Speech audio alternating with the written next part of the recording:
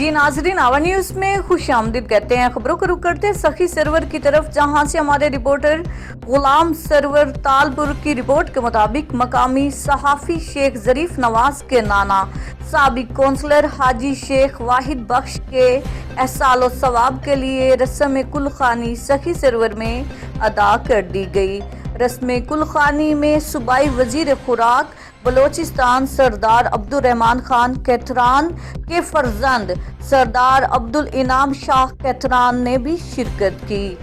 सखी सरवर साबिक कौंसलर शेख वाहिद बख्श मरूम की रस्म कुलखानी अदा कर दी गई, जिसमें अवामी और समाजी हलकों की कसीर तादाद ने शिरकत की। रस्म कुलखानी में सूबाई वजीर खुराक बलोचिस्तान सरदार अब्दुल रहमान खान कैथरान के फर्जंद सरदार अब्दुल इनाम शाह कैथरान ने भी शिरकत की।